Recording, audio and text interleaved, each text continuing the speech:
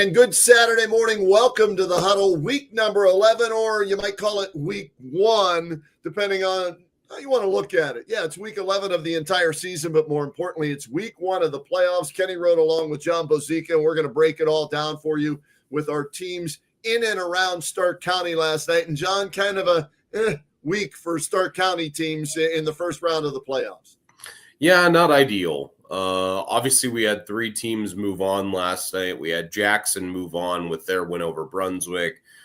We felt that Hoover was going to win their game, and they beat Columbus Northland and moved on. And that sets up the game that everybody's going to be talking about now for the whole week coming up, with Massillon and Hoover getting set to play next week. And then, hey, Spider Miller. I was talking last night before our game that we did on the stream between Northwest and Salem, and Coach John DeMarco said, good for Spider. He said he's grinding it out there at East Canton, and he got a win last night in the playoffs. So 3 teams move on, and we're happy for the 3 of them. And then to the teams that head home for the year, great seasons for all of them and their coaches. Yeah, and I guess the argument, do you want to buy, do you not want to buy? Well, if you get a buy, you can't lose. So from that standpoint, right, McKinley, Lake, Massillon, they all advance to the second round now, and we'll have games, and we'll tell you about those a little bit later on, John. But we want to thank our sponsors right from the get-go as we bring you another week of the Saturday morning huddle. That would be AkronAutoAuction.com. Marianne Donuts will have our sweet play of the week coming up a little bit later on. Community One Credit Union will have our player of the week for this week, who had a huge game and a playoff win. DeHoff Realtor, Ty Colucci, thank you. And Dirty Hands Excavating and Restoration. Those have been the sponsors that have allowed us to bring you this each and every Saturday morning. So we thank them and appreciate their willingness to be a part of what we think is a fun way to look back on Stark County High School football every Saturday morning.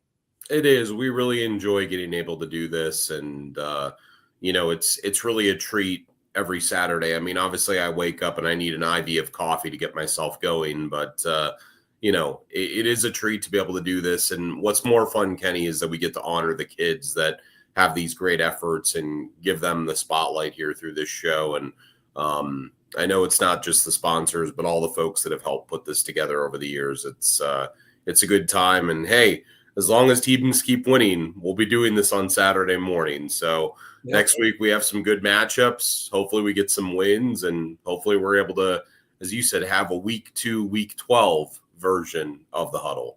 Yeah, and our schedule for today, coaches that will join us today: Brian Baum from the Hoover Vikings, huge win, 50-6 over Columbus Northland. He will join us around 10:10. Spider Miller, you and I were talking in the green room, if you will, before this started, and he downplayed everything at the banquet, or the coaches, preseason dinner and everything. But here he is, 9-2 after 11 weeks, and a win last night over Lisbon, 28-21. He's going to join us at 10:25. And Jay Rohr, goal line stand. We'll talk about that a little bit later on, as Jackson, coming off a couple of losses, they bounce back. They get a win over Brunswick, 24-17. Jay Rohr going to join us. And one of those bye teams, Dan DeGeorge. We're going to get his thoughts as I'm sure he went and watched to see who they were going to play next week. A scouting report on the Hudson Explorers, who were victorious, and that's who Lake will play next week. So Dan DeGeorge going to join us as well. Yeah, really excited for all of those teams to move on last night. As you said, Jackson, great effort at the end, a game that they were ahead in for the better part of the game, and then Brunswick kind of kept punching at them and kept coming at them, and it was 17-17. They add a late score. They go up 24-17, and could the goal line stand be a key play that we talk about later? Who knows? Could be. And then, of course, Hoover last night, I had a good feeling that they were going to beat Northland, just outmatch that team, better schedule, better competition that Hoover has played. And as you said, Spider Miller loves to underplay everything that he does. And he called me last night as he was driving home, and he was like, we should be done watching films by 10:25. He said, I hope we are. He said, so we'll join the huddle. So, he's excited to be on here today, and they've got some great seniors. And coaches tell you, Kenny, they always win with seniors at this point in the year.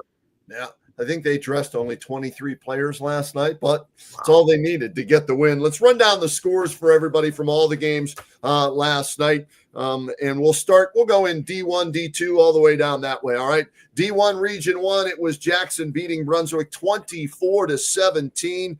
Both quarterbacks played because Lucas Eckerman injured again in that game. Now, before he went out with an injury, 14 of 21, 99 yards, a touchdown, and an interception. Carter Molman comes in, throws 4 passes, completes 2 of them, 82 yards and a touchdown. So it's a nice 1-2 punch that Jay Rohr has at quarterback. You mentioned it. Jackson led, John, 17-3 in that third quarter. And give Brunswick credit. They played in the playoffs last year. Brunswick rallies back, ties it up. Jackson get the touchdown, go ahead 24-17, and then a goal line stand, John. The ball at the 1-yard line. Jackson, 4 consecutive plays. They keep the Blue Devils out of the end zone, get a stop. Keegan Stanley, one of the linebackers, had a big game defensively for them. And so credit to Jay Rohr and his staff finding a way to hold on and win that game in advance to the next round of the playoffs. And maybe the hottest team as we move along in these playoffs, and one you don't want to play if you're the opponent, is the Green Bulldogs. Granted, they're on the fringe, but they're in the Fed, right? So we're going to give them some love. My guy, Sergeant Hulka, Tyson Hunka, the quarterback. When you have a quarterback who can make plays, you can go far at any level, right? 14 of 20, 186 yards, 3 touchdowns, no interceptions. He also added about 40 yards rushing. So Green has won 5 in a row. They advance, beating Garfield Heights 21-6. Evan Reed back from injury, right, from a few weeks ago. 5 catches, 73 yards, 2 touchdowns. He also had an interception on defense. So Green right now playing as well as anybody, John. Well, and the amazing thing about them too, Kenny, is that you look at their schedule, and I've got it pulled up right now. Their loss week 1 to Indian Valley, that's a team that's the favorite to win in Division 4 again this year. They only lost by 7. They lost to Riverside by a point. They were a playoff team. They lost to Hoover by 6. And if you remember that week, it was a goal line stand that Hoover had to make at the end to win the game. And they lost to Jackson by a score of 38-35. So another close loss. The only blowout loss that they took was at McKinley. And we know how good McKinley is on both sides of the ball. So that's a team that's 6-5, but very easily could be 9-2 or could be 10-1. They are that good. They have that much talent. And Coach Mark Geis, round of applause for the man, because he's done a hell of a job this year coaching that team after a 1-5 start. No doubt, John. So congratulations to the Bulldogs, winning in advance, right? Hoover 50-6 over Columbus Northland. John Collins, 4 touchdown passes. Bryson Byer, who had the big kickoff return last week, 3 catches, 96 yards, 2 touchdowns. Jack Andes with another that's all he does. He just scores touchdowns. 33-yard touchdown grab. Carter Lukens, 2 picks, and he also blocked a punt, returned it for a touchdown. So Hoover moves on with a 50-6 win over Columbus Northland. D2 Region 7 as well. Westerville South, man, this one hurts. Westerville South 14, Louisville 10. Louisville had taken the lead with about a minute and a half left, 10-7. 3 seconds left in the game. 10-yard touchdown pass for Westerville South. Louisville's season comes to an end in heartbreaking fashion. They lose 14-10. You know, I was on Twitter at our game last night. As our game was wrapping up, we were in a timeout before the key play at the end, and I looked at my phone and I saw 10-7, and then I saw the next tweet and it said 14-10, 3 seconds left, and my heart just sunk, not only for the kids, but Coach Cap. We've talked to him so many times this year, and Kenny, we know how much a winning season and how much a playoff berth meant to them, and you know, you want to take that next step as a program is getting back. A playoff win does so much for morale, and man, what a gut punch for Coach Cap and the Leps last night. Owen DiMarzio caught a 67-yard touchdown with about a minute 30 left from Cody Zahn to give them the lead, but unfortunately they can't hold it. Their season comes to an end 14-10 to Westerville South. But good season for the Leps. All right, we move along to Division III, Region 9. This is the game we did, Freshmark Sugardale Radio Game of the Week. And, John, I'm shocked this morning that the final score of this one was 46-12. Geneva, first play from scrimmage right there. Caden Proy, the quarterback, doesn't throw it much. In fact, in 10 games coming into last night, they had thrown it 31 times. So 3 passes a game. Reminds you of the old Perry wing T offense. Well, similar results, too, when they were clicking on all cylinders. Here's Proy once again with another long touch. He had touchdown runs of 67, 1, 46, and 67 yards. The only real bright spot for Alliance is their outstanding senior quarterback, J.R. Jackson. Had a nice 39-yard touchdown run here. He ran one in later for 14 yards out.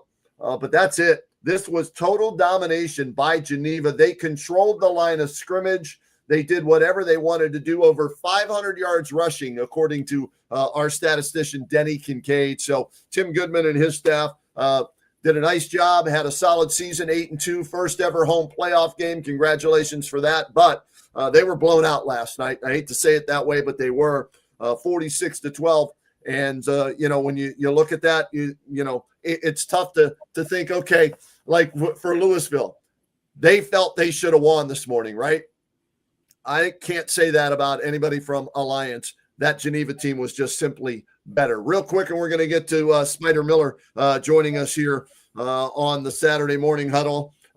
We've got Salem, a winner over Northwest. You're going to break that down a little later, 21-15. Canton South season is over. They lose to Columbus East, 43-14. And let's go right to him right now. If he's, I'm trying to see him in the room. He's not there yet. Okay, we'll wait on. No, I was gonna say I think he pulled the classic set it up and then go and finish film as he did that. So I think he set it up and he's gonna come back because he's scheduled for 10:25. So he ran a bit of a pump fake on us, Kenny. Okay. All right. Well, then we'll tell you what East Canton did last night. They beat Lisbon 28-21, a 7-10 matchup there. Dylan Anderson, 2 TD runs for East Canton. Owen McCroskey, 14 of 24, 188 in the air, 2 touchdowns, and they both went to Aiden Stevens. So McCroskey had a solid game, didn't turn the ball over. First playoff win since 2018 for Spider and the guys. Hornets led 21-14 at the half. They go on, get the win 28-21. Lisbon got it to within 7 with a minute and a half left. Onside kick. They fail. East Canton recovers. They improve to 9-2 on the year, and they get to play another week, John. So congratulations to East Canton. So that's a look at the local teams and how they did. If you want to go back, since we have some time as we're waiting on the coaches, John, tell us about your game with Northwest, because I was surprised by the final score in this one. I thought Northwest at home would find a way to win in this contest, but Salem with Ron Johnson, former McKinley coach, gets the win 21-15. Yeah, ultimately it came down to one thing. Best player on the field last night got them the win. Their quarterback, Cletus Monroy. Cletus, Kenny. It's my man, Cletus. Cletus. Bring the name back, folks. If you're thinking about naming your boy something this year when you have him, name him Cletus. And his nickname is Cleat. He wears the cleats. He's the quarterback, Cletus. Playmaker. Had a great game last night. He only threw for 48 yards. He had 1 touchdown, though. That completion was a big one. Was 2 for 6, and his other one really didn't matter. But he had 27 carries, 160 yards, and 2 rushing touchdowns. He also had a fumble recovery that he forced the fumble on as well. So he did a little bit of everything. But then at the end, game hanging in the balance, 21-15 the score. Northwest has marched down the field. They were down 21-8. They have this play at the end on a 4th down at the Salem 33-yard line. Venables rolls out, looking downfield, pressure coming, and who but Cletus Monroy picks the ball off, goes down at the 30, seals the game, and the Northwest season comes to a close at 6-5 on the year. How about the win for Salem? They move on some extracurriculars after the game that didn't make some of the Northwest folks too happy. But all in all, a great win for Salem last night, and they move on. And good season by Coach DeMarco. Just tough year for them. They started off so well, Kenny, and I think they just ran out of gas. I really think that was the case. Well, and a lot of their games were one-score games, John. Early on, they were winning them. Unfortunately, down the stretch, what is that, a 3-game losing streak to end the season? You're in position to win the Pac-7 outright, and you lose 3 straight down the stretch, including the playoff game, and just couldn't find a way to get the job done. So disappointing end to what was a very promising season at one point for Northwest. So, that's unfortunately the way it goes, and Salem moves on. Good luck to the Quakers. Are they the Quakers? Did I get it? Am I right with that? Trying to remember all our nicknames from all the teams that we don't do that often. They are. I said last night, the funny joke that I said is that historically, probably at like a colony like Roanoke or Jamestown, the Quakers versus the Indians actually did happen. And last night it took place on the field. So if you're a history buff, that's something that you were thinking about last night, like me. All right, we've got 2 coaches in the queue. I know that Spider's moving. He's on his way to film still. But head coach Brian Baum of the Hoover Vikings. Kenny, I got to tell a story here. Coach Baum was supposed to join us last week. Yeah. And at 11:30 last week, he texted me and he said, John, he said, I haven't done this since college. I overslept. I literally Yes, it happens, Coach. That's all right. Ain't nothing better than a good night's sleep, right? Yeah, that was it. It was needed after that long week of Jackson week. That's great, man. Well, it recharged your batteries and your team's batteries as well, man. 50-6 yesterday in the first round of the playoffs at home, Coach. Obviously, everything was working. How were you guys able to dominate the way you did? It started up front line of scrimmage. We thought we had an advantage there going in, and we wanted to take advantage of that. We were able to do it. We got a run game going, and overall, that was our first game where we kind of put some things together for us throughout the game. And we were able to put points on. John Collins had a great night. He threw 4 touchdowns first half. The run game was popping, and the defense, turnovers. We knew up front we had to get turnovers. We were able to pull that off last night. Coach, all season it's been the case, but being able to lean on John Collins as a senior, how much does that help you and help the coaching staff and help the team? When your trigger man's doing what he's doing right now, you have potential to play anyone. He's done a great job for us. He divvied the ball out to multiple guys last night. And, we know going forward in the playoffs, you're going to beat a good team. You can't just count on one guy. You got to your cast of characters need to step up, and we were able to do that last night. His evolution, Coach, and correct me if I'm wrong on this. I remember some things, not all things, Coach, but I'm trying to go back a season or two, right? Didn't he come in because of an injury to Ashby, and he had to play quarterback, and he was a runner? Now he's the complete quarterback. Take me through that transformation of John Collins. As a sophomore, he was wide receiver. We had Carson Derlin still a quarterback, and he's receiver. Brocker was receiver. Going into his junior year, Brocker was going to be the senior, so we went with him at quarterback. Early week 2, he goes down with a knee injury. We have to move. Now we lose 2 receivers. We moved John in from receiver to quarterback, and he didn't have that preseason that a quarterback needs, and because he was working at receiver. So he went out there and he was a running threat, and he did some nice things, but wasn't a polished quarterback last year. And this year, all offseason, him and Coach Henry got after it. Coach Seglin, they were saying, hey, this is what we're going to do. We're going to open up the offense, throw the ball around. And he took to it, and he has really made himself into a very good quarterback. Coach, I think that's kind of something that I want to piggyback off of with Kenny asking about that development, but that's something you guys do so well. You developed Carson Derlin. He was a linebacker before he went to quarterback. You developed him into a passer. I think he's playing at the D2 level now. Coach, what goes into that development, and how are you guys able to do that with the most important position? Yeah, there's a lot of emphasis on the quarterback position, and keep developing. Coach Sigler's done a nice job, and having Coach Henry on staff, it gets a lot of attention. That's important, and we have smart kids. We have a smart guy. He can do a lot of things, and we're able to throw more and more as they become comfortable, and that lets them to develop as a quarterback. But also identifying guys that can do it. You go the wrong direction, you put yourself back a couple of years, and we've been very fortunate with our series of quarterbacks since I've been here.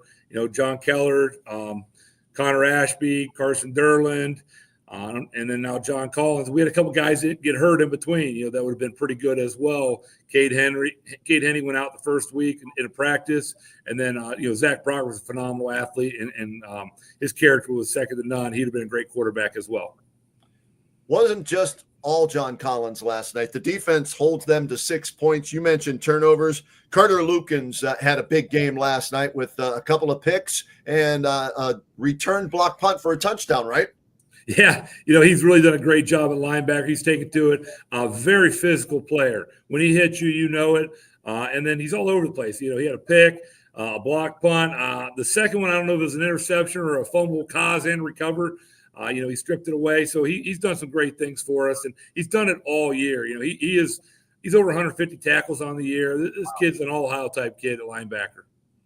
Coach, I know you love a good linebacker, but those Lucan boys at middle linebacker, they're kind of like the Bash Bros, aren't they? They get after it, don't they?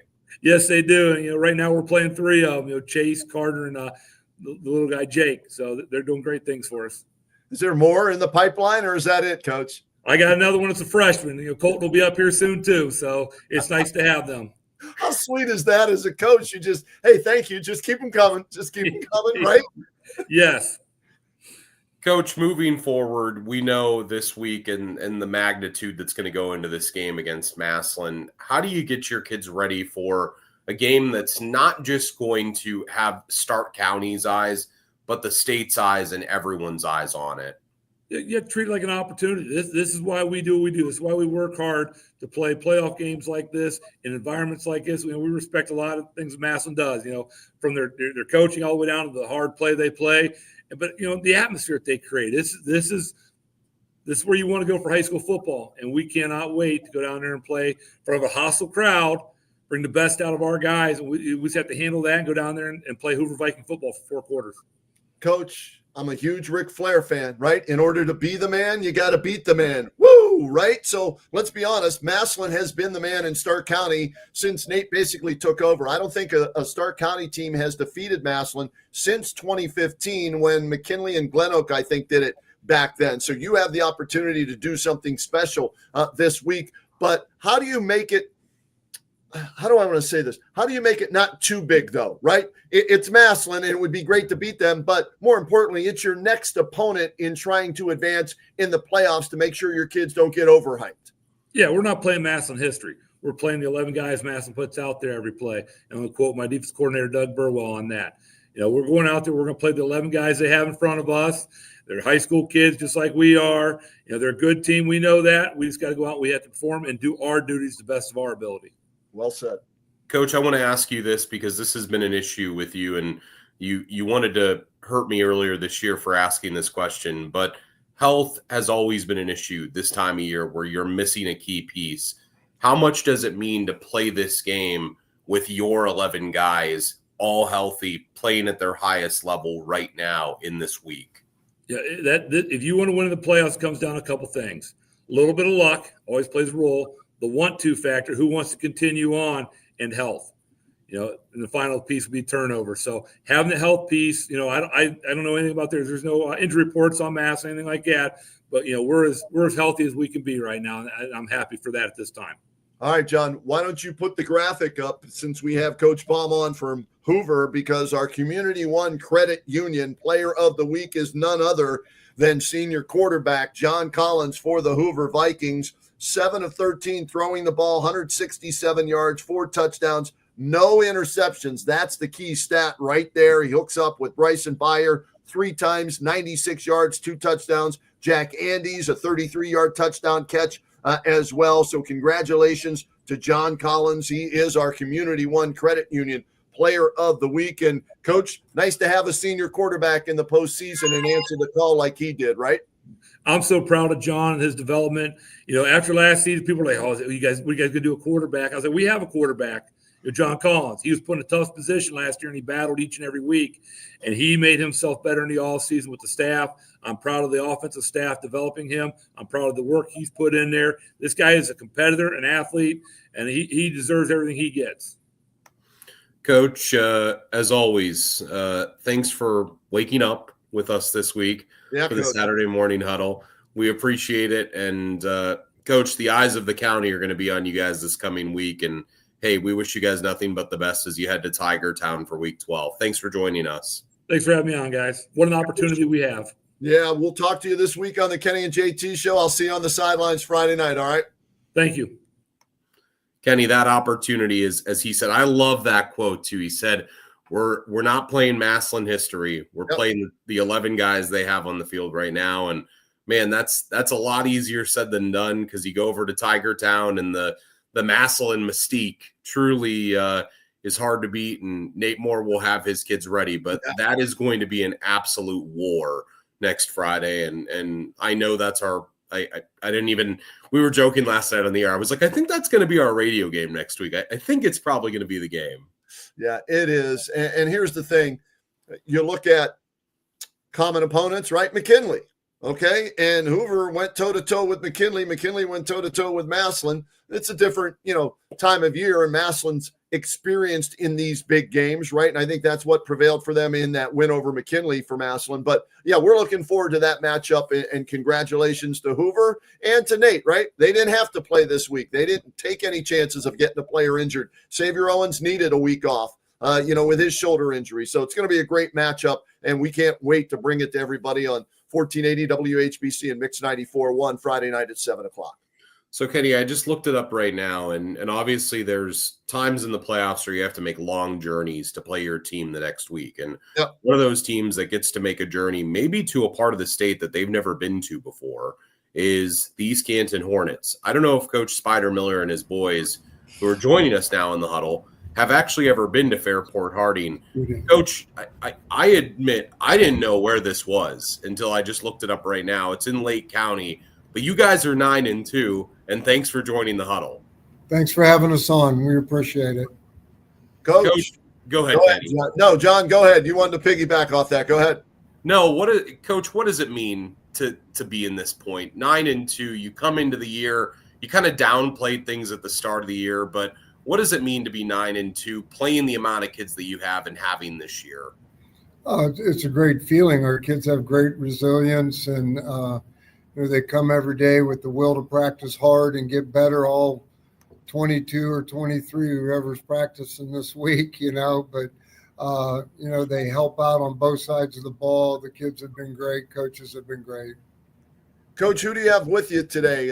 Introduce us to two of your 23 players. I have Aiden Stevens over here, defensive back, a safety, and a wideout.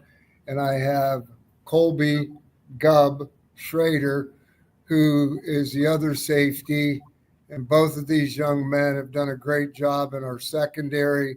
They've totaled over 80 tackles already, and that's not down the field. They're aggressive football players, and sometimes we get caught because of that, but I'll take their aggressiveness.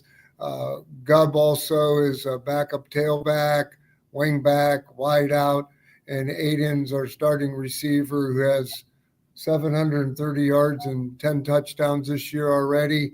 And we're getting a lot of productivity out of these two young men. Very, very proud of them. They study film. They listen, and they get us lined up in the coverages that we need to be in. And because we're doing some different stuff, and it's really worked out. Coach, this group of seniors that you have this year, this group of kids that you have this year, what's allowed them to continually punch above their weight in big games? I just think they have the will to get better at practice, and they're disciplined, and they take a lot of pride in what they're doing, and they got East Canton on their jerseys, and they want to make their teammates proud of them, as well as the other kids in our community as well. For both of you guys, congratulations on the win last night, 28-21 over Lisbon, and either one can start. What is it about this guy that's sitting between you two that makes him a good coach and has this team into the second round of the playoffs, guys? I don't know. He just coaches us up every day, and he gets us lined up where we need to be. And he just makes us better. Aiden, what about you? I would say the experience. Like, he's been here before and he knows what it's all about. And he gets us hyped more than anybody in the locker room every day. So, Coach, you get him hyped. How do you get him hyped? I'm curious. How does Spider You Miller? don't want to know. No, I do want to know. That's the crazy thing about it. You know what? They just respond, and they listen, and they just go to practice and they go wherever needed. They're unselfish football players, all of them. If we have 22 kids, they're all playing someplace, whether it's in a different position on the scout team or not. But these guys in our defense, what we preach is playing fast, read your keys, line up, and play fast. And so we don't want them overthinking anything. Just play. Right. And that's what they've done. That's why they have so many tackles, because both these guys got tackles for losses. They got sacks. They just get to the ball. Aiden, I want to ask you, going both ways as often as you do, as you have to for this team, what allows you to put that kind of effort in each week and be the player that you are going on both sides of the ball? I just think, it's not for me, it's for the seniors. It's their last year. And it's fun. I think playing both ways is fun because I get the most out of my high school experience. Good answer. That's a great answer. And Colby, for you, you're doing a little bit of everything as well. How are you able to be in peak physical condition to do this week in and week out? I don't know. I guess I kind of just realized that there are only 22 guys on the team who can actually play, and you just got to do what you can do. And Coach, with that, in mind, you knew what your roster was. You're limited, right? But yet, to go 9-2, to win 9 out of 11 games with a roster of 22 or 23 guys and still kicking and punching and playing in the postseason. Did you have a feeling before the season started that this was going to be a special group? Yeah, we did in the off season. They worked hard. I mean, it was probably one of our better off seasons, if not the best since I've been here. These kids, even when they were in their other sports, the winter sports, summer sport, or spring sports, right. They were still lifting. They were still doing the things that we asked them to do. So we had a great off season. And you know what? It's like I said, you can only play 11 guys at once. So if we have 22, we got 22, but 11 can play. And, with our practices, the way we run them, they're constantly moving. We're in shape. I don't think we've sucked air at all in any of our games. I think we have outlasted some people as well. Coach, getting the chance to go on the road, play a road playoff game after hosting last night and making this trip, what's it going to take for these guys, this ragtag band of 23 guys, to go up there and get it done? You know what? We just got to focus at practice. We need to line up, like I said. We need to execute on offense. It comes down to blocking and tackling. We say it all the time. You can't worry about the trip. We've already had 3 long trips, Buckeye Trail, Ridgewood, and Newcomerstown. So, and we're going up and we're playing on a grass field, which is fine. I don't know much about the facilities other than that. And you know what? You can't let all that stuff outside we can't control. So let's just go play. Let's work hard this week. They'll watch film this weekend, and we'll just get better, and we'll put them in the best position we can to be successful on offense, defense, and special teams. We'll just get after it. Coach, you don't want them to overthink, right? You don't want the old paralysis by analysis. Okay, here's what they do. It's 4 quarters. It's 12 minutes. You gain 10 yards. That's a first down. You get it in the end zone. That's a touchdown, right? I mean, you don't want to overthink this. Rely on what you've done all season. That's what we need to do, and we always say play the next play. If something doesn't go well, play the next play. Move on. Can't linger and worry about what we did. We'll make the adjustments. We've done a great job with that, even with a lot of kids going both ways. when they come off or while they're in the secondary. We're constantly doing different stuff. And Right. like I said, these guys have put us in coverages and we've mixed it up, and it's kind of on them. And they follow that. And, obviously I can change stuff too. Coach, I have to ask the question. You said Colby, did you say Gump? Gubba, G-U-B, Gubba. So Colby, I gotta know. We had B-Dog Conley from Canton South a couple weeks ago. Gub, G-U-B. Why Colby Gub Schrader? Now, where's it come from? So it's actually nothing with football. I got that nickname when I was like 3 years old or 2. My older brother couldn't say my name, so he said Gubby, and it just stuck. It just stuck. Okay, Gubby. Okay, Gubby. Coach, how much fun are you having? This is the first playoff win for I think since 2018, right? So how much fun are you having coaching this year? It's great. These kids have made it fun, and the coaches, and to get an extra week with them, that's always a plus, and spend quality time with the players and the coaches.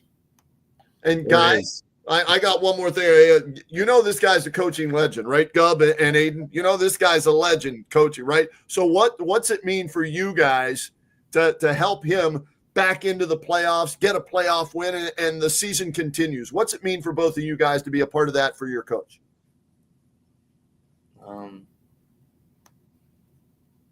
I don't know. I mean, I'm just happy that we can do something for him again. It's actually for all of us. Yeah. But thank you.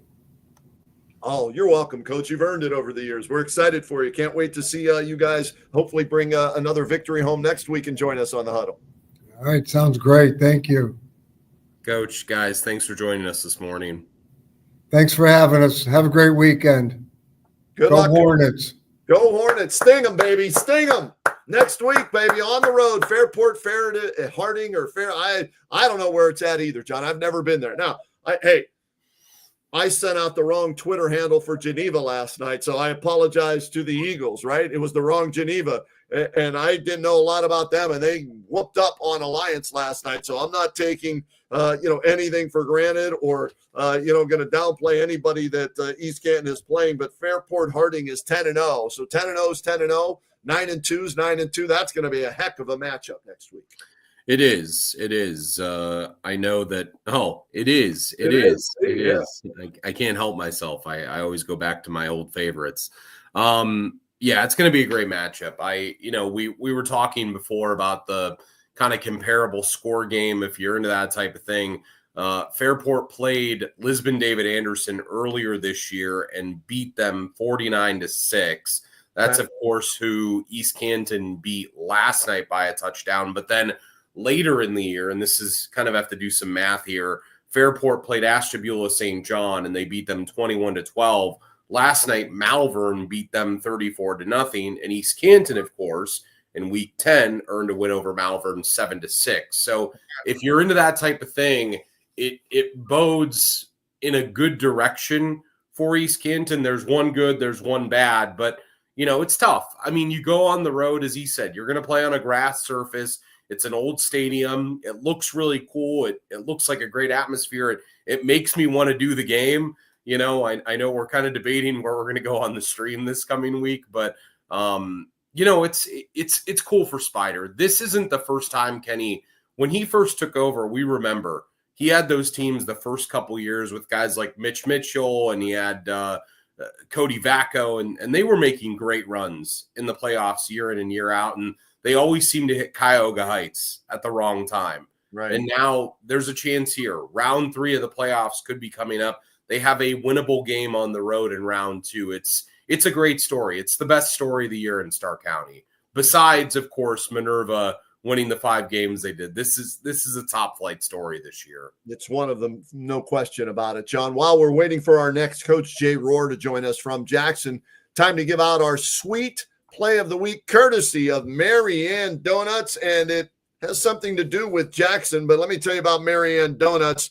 Fall means football. It's fall now, and filling up at Mary Ann Donuts is a must From hot chocolate to pumpkin favorites and those legendary football-shaped donuts, Marianne's has the game day gear you need to keep your crew fired up and fed.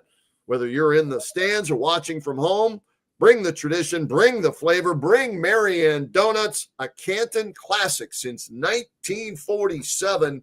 And John Bozica, as I said, Jackson, a winner last night, 24-17. And a lot of times when we look for the Marianne Donuts sweet play of the week, we want some razzle-dazzle, right? We want some a 95-yard kickoff return. We want a play that, you go, wow, that was something I've never seen before. But there's nothing wrong with a sweet play of the week when it comes down to defense and a goal line stand. And that's what we have from the Jackson game last night, right? Yeah. Thanks to, of course, our guy on Twitter, the Fitz 330 for this video at the end, and Keon Sports, they provide this video for us. But down at the 1 yard line, 4 cracks comes down to the 4th down play. And what a stand by Coach Jay Rohr's defense and the kids up front, just making one heck of a play here, Kenny. This is really, really good point of attack football, too. Look at how this kid has no chance to break through here. Looked like a safety or a corner came off the edge, too. We got to ask Jay Rohr about it, but just a heck of a defensive stand at the end. It's the most exciting place in times in football, and Jackson followed through. Yeah, they shot the gap. The penetration, there was actually a fumble on the play. They thought, but no, they ruled him down. Either way, it's a 4th down stop. 4th and goal they had it 1st and goal from the 1. 1st and goal from the 1 Brunswick. And the Jackson defense, not 1, I'm going to sound like LeBron, Chris Bosh and the guys, not 1, not 2, not 3, but 4 cracks at it, right? And give credit to Jackson for that goal line stand, and that is our Marianne Donuts sweet play of the week. Defense wins you championships, right? And that won them the game 24-17, allows Jackson to advance on into the next round. And you're right, John. Look at these guys. The key here is the reaction to the snap of the ball. And can you beat your guy? Can you get off a half second quicker than the offensive lineman? And if so, then you're going to blow that baby up. And that's exactly what they did. And they would go on to run out the clock and get the victory and advance to the second round of the playoffs. So congratulations to the Jackson Polar Bears, a huge home win for them and their defense, a big part of it. And their defense has been maligned at times this year, John. They've given up 30 or more points how many times, but not there. They hold Brunswick to 17 and make the play that had to be made. Well, and what I love at the end is look at Max Cowles here, number 10, comes up celebrating, screaming, just so excited. He shoots past this right side of the offensive line here, too. You can tell he's coming up maybe as a safety and just makes a really, really good play, gets one of the initial hits on the running back there. And, it's a team effort. I mean, it really, really is. And, Jay Rohr was the defensive coordinator for years under Tim Budd at Jackson. And he was a heck of a linebacker back in the day himself under Phil Morrow, and heck of a running back. And I know for a guy that's a defensive-minded guy that, as we said, he could tote the rock a little bit back in the day too. This one made him happy, and I know he's going to be joining us here any moment right now in the huddle. But it's a heck of a win for them, Kenny. They've kind of been faced in a really tough spot this year. They've dealt with injuries all year. Lucas Eckerman has been in, he's been out, he's been in, he's been out. They had to move Corey Jacobs from wide receiver over to running back, and he's had a great year for them. It's a great coaching job by Jay Rohr. 6-5 isn't the sexiest record, but hey, you win a playoff game, and that's all that matters. Your guys are still alive, and they have a chance to go on the road, go to Mentor, a team that Jackson has historically played tough. They have a chance to go up to Mentor and potentially shock the world and beat the 10-0 Cardinals this coming week. All right, John, while we're waiting for Coach Rohr, let's give some love again to all of our sponsors, because without them, we don't bring you the huddle each and every Saturday morning here during high school football season. And Akron Auto Auction, if you've never been to one, you need to check it out. Chad Bailey and his staff, they do a great job giving back in the community at Jackson. But if you're looking for a car, it's open to the public Tuesday mornings. They have the auction. Check them out online at akronautauction.com. Marianne Donuts. Fuel up with Marianne Donuts and their coffee, their hot chocolate, their cookies, everything. Been around for a while, man. When you're doing something in one location since 1947, 53, 78, that's pretty good. You must have some tasty donuts to be around that long. So thank you, Marianne Donuts, for being a part of the Saturday morning huddle. Also, when it comes to money, Community One Credit Union is always on your team. And there's our player of the week, Community One Credit Union player of the week. That's senior quarterback John Collins from Hoover. Community One Credit Union, they've got the plays that make life easier, from loans to checking, online banking, mobile services to youth accounts, and everything in between. Community One Credit Union, where community comes first and membership is open to everyone in Stark County. So thank you to Community One for being a part of the Saturday morning huddle. Yeah, our last two sponsors as well, Ty Colucci and the folks at DeHoff Realtors. Thanks to Ty and, of course, Linda DeHoff as well for their great job sponsoring us all year. We just gave Ty tickets this past week to go see the Browns, so he's going to go see them this week, and it's a little way of us thanking him for being part of it. Unfortunately, he has to go see the Browns play, so I don't know how much of a thanks that is. But, hey, enjoy it either way, and thanks for sponsoring the huddle all week. It's been or all year. It's been very kind of them to do that, and it's key. And then Dirty Hands Excavating and Restoration LLC, Brandon Carl, Marissa Carl, the folks there, their motto of getting their hands dirty for a brighter future. And, their son, Cam Carl, he was texting me all week, Brandon was, and he said, John, he said, I got to know. I said, did my son lead the area in receiving at the end of the year? And he did. He was the leading receiver in the area at the end of the year. Cam had one heck of a year. Was between him and the kid from West Branch, Jeremiah Thomas. They kind of went back and forth. That's in the area, but Stark County alone, Cam blew away the competition. He was a heck of a wide receiver and just had an unbelievable year for Coach AJ Sarbaugh. And the Carls sponsoring us here with Dirty Hands, they should be very, very proud of their son for the year that he had out in Brewster. All right, we told you all the games that took place last night, the scores, the results. Let's tell you where the matchups are as we wait for Coach Rohr to join us, all right? Second round of the OHSAA playoffs, Division I, Region 1. Number 11, Medina, my neck of the woods, right? They upset Strongsville last night, so Medina comes to Tom Benson Hall of Fame Stadium. They'll take on the McKinley Bulldogs Friday night at 7 o'clock. Jackson, with their win over Brunswick, they travel, as John said, to Mentor, who's 10-0 on Friday night. So two teams in Division I still with us in Stark County. Good luck to the Bulldogs. Good luck to the Polar Bears. Division II, Region 5. Hudson will travel to Lake. It's a 5-4 matchup. Hudson, 9-2. Lake, 7-3. Home game for Lake. Dan DeGeorge scheduled to join us a little bit later on. We'll talk to him about that. And Green, a Federal League team. Hottest team maybe in the area or in the surrounding area. They win yesterday. They advance to take on Fitch on Friday night. Fitch is 8-1. Green is 6-5. Division II, Region 7. Huge game Friday night. It'll be number 6 Hoover at number 3 Massillon. Massillon 7-3. Hoover 9-2. And then in Division 7, Region 25, number 5 Melbourne travels to number 4 Monroeville. And more importantly, number 7, East Canton at 9-2 on the road at number 2, Fairport Harding, who's 10-0. So those are the games involving our Stark County teams that we'll be covering for you on Friday night. Kenny, I almost called you Coach. I'm right. getting ready for the next guy that's going to be joining us here. Last night, one of the advantages for some teams was to have the bye. And as you said, is it good to have the bye? To be or not to be of having the bye almost. But, in one of those cases, it was the Lake Blue Streaks. They did get a bye last night. They did not have to play, and they got to go and scout on the road, I'm guessing, at Hudson last night. I don't know if that's where Coach DeGeorge was last night, but we'll ask him because he's joining us on the huddle right now. Dan, thanks for joining the huddle this morning. And, hey, we'll lead right into it. Did you guys scout the Hudson Explorers last night? Yes, we did. So you were spot on there. My whole staff went, and we had about 20 of our kids, players, show up to watch that game as well. Little cold, a good football game. Better team won. Hudson's a very, very good team.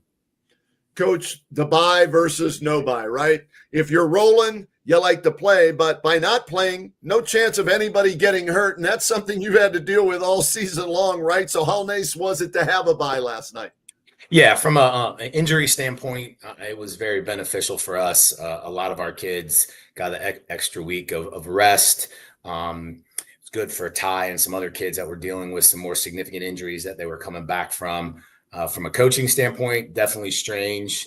Not a huge fan of it because I'm used to playing and coaching every Friday night. So we actually had practice on a Friday, which was really different. But I think overall it'll help us, at least as far as the physicality piece. And let me piggyback off that, John, with your son, Ty. He comes back. He plays last week. I don't know if he was on a pitch count or not. I'm guessing he was, but now the week off, practice again. How's that ankle feeling for Ty DeGeorge? Feeling good. Yeah. He played versus Green. We alternated him defensively every series. We threw him in some offensively as well. And that was just to get him out there and get him back playing again. And I think it was good for him. But as each week goes, he's getting a little bit more of a speed back, a little bit more comfortable. So, he'll be in a much better spot next Friday night than he was versus Green. Coach, your thoughts? I know we've kind of talked about the bye already, but how do you stay ready? Because that's such a key. It's something that I don't know your kids were necessarily in a groove because they lost to Green, but did it give you a chance to reset? It did. We really concentrated on just us last week, right? You don't exactly know who you're playing. I had a pretty good feeling it would be Hudson. So we talked a lot about getting back to the basics. Let's concentrate a little bit more on some of the fundamentals that we were a little shaky on in our last game versus Green. Just responding to adversity. Talked a lot about some of the teams we've had over the years that have been 7-3 or 6-4, and then went on a really long playoff run. So our kids had a good week. They were very energized even after losing to Green. I mean, obviously we were upset about that. But the beauty about the playoffs, man, is you throw the regular season out. It's a new opportunity to go 1-0 each week and keep playing a lot of football. Coach, with all the injuries that you've had, Davis Madsen, appendectomy, Ty with the ankle, and that gave other kids an opportunity to play, gain experience. And now you're as whole as I think you've been all season long, right? Health-wise, and having everybody at least in uniform. What's that mean moving forward in this game Friday night at home against Hudson? Yeah, no, it's huge skill-wise. Both offensively, defensively, special teams wise, will help us. We've unfortunately lost some other kids. We lost our nose tackle, one of our better defensive linemen early on in the Green game with a knee injury. Zach Kustera was a big part of what we've done defensively. Unfortunately lost him for the year. So that's a big hit. But again, next guy up mentality. We've had that all year. A bunch of our kids have gotten experience and a lot of playing time this year, which has obviously made them better. Some of them underclassmen, which I think is even better for them leading into the future and down the road. And that's the beauty of the playoffs too, right? The more practice you get, particularly for your younger guys, the better you're making your program as well. Real quick, John, can you give us an update on Justin, Coach? How's he doing? Yes, Justin's doing a lot better. It's been a long process, obviously, for him. I believe this Monday he's going to start coming back to school on half days, right? So that's a great sign, going in the right direction. Still weak and still his body's still recovering from all that, but yeah, great for him. There wasn't another surgery that had to be done, and he's heading in the right direction for sure. Appreciate you asking about that. Coach, those injuries and especially the one to Justin, has that been another bonding moment for this team to really come together? Yeah, I mean, it's you keep getting hit, but we talk a lot about, man, listen, that's life, man. Football, correlates to life in so many ways, and everyone's going to face a lot of adversity in their life in one way or the other. And, finding a way to come together and get stronger when something happens like that. And again, that's easier said than done, man, because it's tough. The worst thing about this game, the worst thing about coaching is when your kids get hurt, they don't get to play the game they love. Right. But it has, I think, brought our locker room a little bit closer together because, when you face a lot of adversity, man, you got to lean on guys that you trust. And, so we're going to continue to do that and hopefully find a way to get a win next week. All right, give us the. I'm sorry, John. I wanted to get a Hudson because I see Jay Roars in waiting, so we want to get to him. But give us the Cliff Notes version of your scouting report from last night on Hudson. What we can expect. Yeah, very good football team, very well coached. They're 9-2, or 9-2. They lost to two teams that are undefeated, Wadsworth and Highland, so they played a very tough schedule. I think they're real similar to us in a lot of ways. They have some really good playmakers. Again, very good special teams wise. It's like playing a Federal League team. It really is. So that's what we were just talking about in our staff meeting as we're watching film. Definitely a huge task for us. So we got our hands full.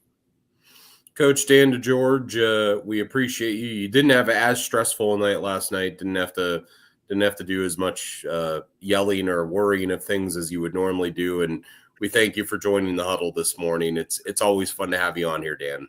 Appreciate you guys and what you do. Thanks a lot. Good luck this week, Coach. There he is, Dan DeGeorge. All right, he had the bye week. Okay, now let's talk to another guy. You meant his number's retired. He played the game. He's coaching the game. He loves the game. So no bye for Jackson, but they get the win last night in the dramatic fashion. Coach, congratulations on that win over Brunswick last night. What was the key to your team surviving and advancing? I just think sticking together.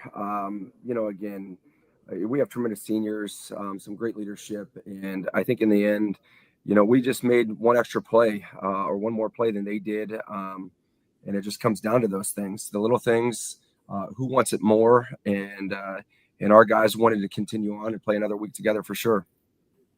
Yeah, Coach, that goal line stand at the end, we just showed it. Take us through that play. It's such an exciting play and so nerve-wracking for you at the same time. Tell us who made the plays on that and who really stood out on that play for the Polar Bears. I won't lie. I think it was, truthfully, I think it was a collective effort, and there's multiple reasons why. Number one is, I think we did a great job penetrating up front with our two interior guys. Our two ends then, we kind of pinched inside and took away the B gaps, and then our safety, Max Cowles and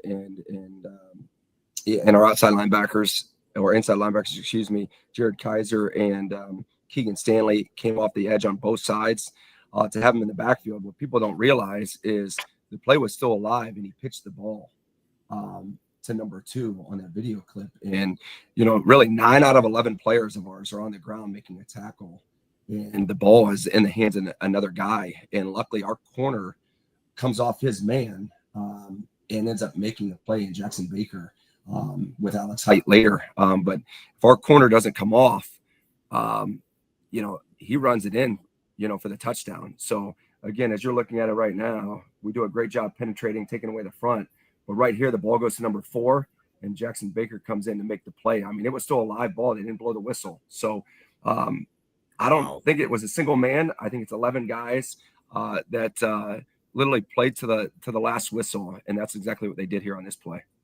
And Coach, it's not just that one play, though. I mean, they had it first and goal from the 1 yard line, right? So you had to stop them 4 different times. And obviously we show the last one because it's dramatic and everything. But what about the 3 previous plays as well, and the ability of your defense, which has given up some points at times this year, to rise to the occasion 4 times?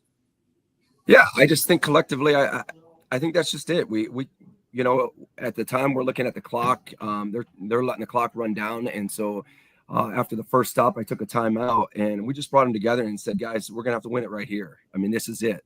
We are going to come together. We're going to play as a unit right here, and we're going to get a goal line stand. And all the coaches, the defensive coaches, did a tremendous job.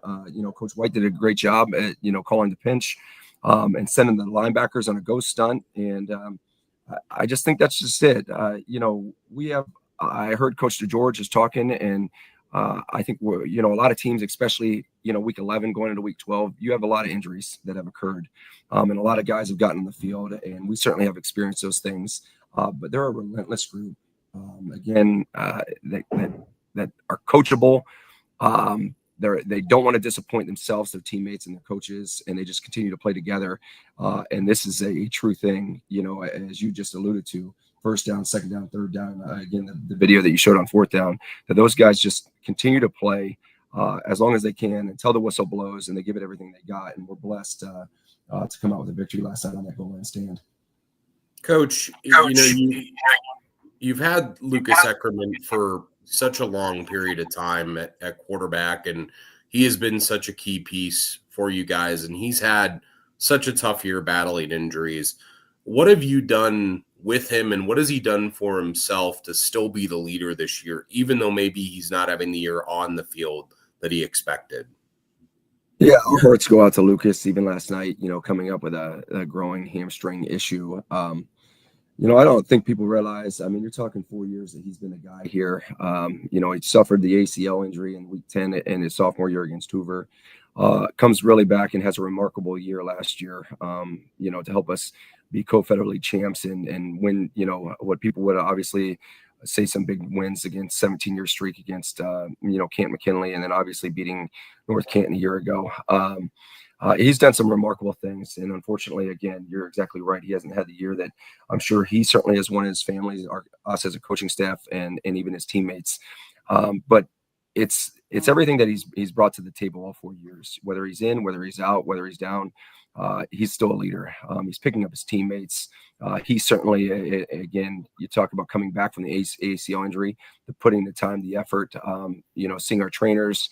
The hyperbaric chambers, everything that he could possibly do to always make sure that he's trying to be ready, he's done it. But motivating his teammates, meeting with Carter, talking through things with those, meeting with Coach Bardowell, watching film. It's not just a vocal part; it's his actions, and I think that is what really classifies him as a leader. And I couldn't be more proud of him still. Yeah, last night, 14 of 21, 99 yards, a touchdown, and a pick. Your other quarterback, Carter Molman, 2 for 4, 82 yards, a touchdown. How key was it, though, Coach, in a strange way, with the injuries during the season to Lucas? Last night, when you put your other quarterback in, he's already experienced success because he's played in the regular season, and you were able to just continue with your offense. That's exactly it. There's a belief, and that's the blessing with our team. Again, they both believe, our team believes in either one of those guys. They know what we've had to go through this year. They love Eck. They love Carter. They both bring different dimensions to our team. And that's just it. Carter understands that when the opportunity comes for him to go in, he doesn't blink an eye. He certainly has had a little bit of the injuries issues as well. But we have the utmost confidence in Carter, his teammates do, his coaching staff does. So again, not a shocking thing for him going in, connecting with a teammate that he's been with his whole career so far too, and Gino Szymanski, and them connecting on that, I think 65, 70-yard touchdown pass and catch. Coach, moving forward now, week 12, a team that you have played a lot. You've gotten to know Hudson. You've gotten to know Coach Gray. What makes this year different?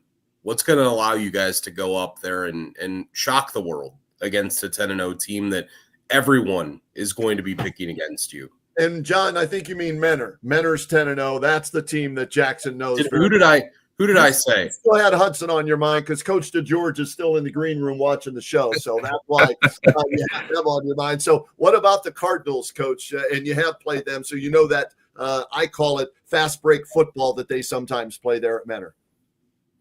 Absolutely.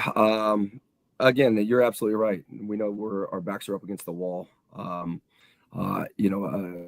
Coach Gray has done a tremendous job there since taking over. They got great size up front. They got great skill. And obviously they're a well-coached team. But I can say this. I know one thing for sure. I got 80 plus guys in this locker room that will fight tooth and nail. And they're going to give it everything they got no matter what. There's no doubt. I believe in them. I know what we're capable of doing. Even last night, I still don't believe we saw our best. But again, we're going to travel and we're going to go do the best that we possibly can against a great football team. And where the cards lie at the end is where they lie. But we're going to play for 48 minutes. All right, Coach, I've got to bring it up, though. There was an incident, a couple of players ejected from your squad, 4 from Brunswick's squad. Corey Jacobs, Evan Beard, both tossed last night. My understanding is a suspension follows an ejection. Are you going to be without those two guys this week in Menor? And if so, how do you overcome that? Yeah, I'm not sure. We'll see how the cards play out. Again, I don't want to comment too much on last night, other than the fact that a lot of emotions going on, and the want to support and back their teammates up. And I think we all know how that goes. Whether they're with us or they're not with us, like I said, we've had the injury bug all season. We've had to have different guys step in. Should that be the case, we have the utmost confidence the guys that we're going to have to ask to step up and step in. And like I said, again, guys, I'm with you guys. I know there's not a lot of people that are going to believe in what the Polar Bears are capable of doing or what going against a 10-0 team who has high expectations. But the only thing I can certainly assure you is that we will fight tooth and nail. They're going to be coachable. They're going to work extremely hard this week in practice. We're going to continue to focus on us.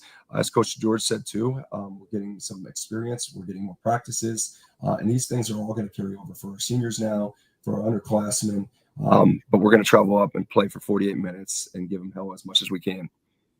Yeah, Coach, that's I wanted to ask one last thought. Do you relish that opportunity to be that underdog and be that guy that gets to go and travel into a hostile environment?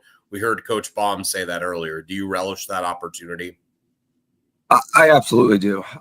No offense, I take things personal. I always have my entire life, and a lot of people, and I don't mean to bring me up, but I certainly know this that I can say is I'm too short. I'm not fast enough, whatever it is, and you got to overcome. And I think that's our team. You're exactly right. We are going in as underdogs, but I think that's also a scary thing too. Really, is it's win or go home for us all. We have nothing to lose. Obviously, Mentor has the same mentality too. They have nothing to lose, but a 10-0 team has high expectations. We're going in as the underdog. We're going to embrace it, and we're going to again do the best we can. Coach, thanks for getting up with us. Congratulations on a huge win last night. Great goal line stand. Carry that momentum on the road against Mentor, and hopefully we'll talk to you next week. Hey guys, I appreciate you, and good luck to all the other Federal League teams too if they're still here. You got it. There he is, Jay Rohr, his team advancing with that win over Brunswick last night, and huge goal line stand. And it'll be interesting to see what happens. And the OHSAA, I'm sure, will announce something about the incident occurred. There was a pile up, pulling players off, and 4 from Brunswick got ejected, 2 from Jackson. So we'll try and get information later in the week on WHBC for you on that. Coach, Kenny. Wow, my brain is like, it is not enough coffee this morning, John. You got to fuel up more with Marianne Donut's coffee. Not enough. You were right about that, Kenny. I'm really excited about week 2 of the playoffs coming up. It's not very often that you get matchups that are just so good in week 2, and all of these ones coming up are. Mentor and Jackson meeting is a great matchup. McKinley and Medina. No, that's not a great match. McKinley's going to win by 3-4 touchdowns. In that I was going to say that. I hate to say that, but I'm a Medina guy. McKinley's that good. Now that one is so, but all the other ones, you're right. I was gonna say it's not a great matchup, but you didn't let me get there. Obviously, Green going up against Fitch this week. That's going to be a great matchup. I think Fitch is a really underrated team, and Green has been overlooked the last 5 weeks, which is just incredible. Massillon and Hoover. I mean, these two have met before in the playoffs, and I don't know, Kenny, probably about like 15 years ago, AJ Sarbaugh, I think, would have played in the game for Hoover, but Massillon was led by Jason Hall. They had I'm trying to remember who they had on that team, like Bo Grunder, and I think Devin Smith was on that team, and Justin Olak, and Robert Partridge was their quarterback, and Hoover had Eric Howard, and they had Tulojeski, and they had AJ Sarbaugh, and it was a tough, rough and tumble game that was just back and forth at Massillon, and just an absolute brawl out at Tiger Stadium. And I think we're headed for that again this week. That's just going to be an unbelievable game. Coach Spider got me excited for that game they have going up to Fairport Harbor. I think that's an underrated matchup. People really aren't going to talk about it, but it's a great opportunity for the Hornets to continue to have the year that they are. And then Lake and Hudson, that's a regional final level matchup in round 2 of the playoffs. You don't get that very often, but all of these, Kenny, I mean, with the exception of McKinley and Medina, all of them are going to be games this coming week. yeah, looking forward to those games, and tune into the Kenny and JT show throughout the week. We'll have various coaches on previewing all those games. We'll let you know for sure which ones we're doing outside of, Massillon hosting Hoover, and then the Saturday morning huddle again next Saturday. And let's get out of here, man. Ohio State, Penn State. Let's go OHIO, John. We got to move on here. Let's go watch some college football. Enjoy the Buckeyes. Go and catch them. If you want to watch it, you can. If you want to listen, it's on WHBC right now as well. And hey, there's no Browns to ruin your Sunday tomorrow. So amen to that. Absolutely. So you got a great end of the weekend coming up. Kenny, great stuff as always on the Huddle this morning. Kenny and I will catch you guys next week on Saturday morning.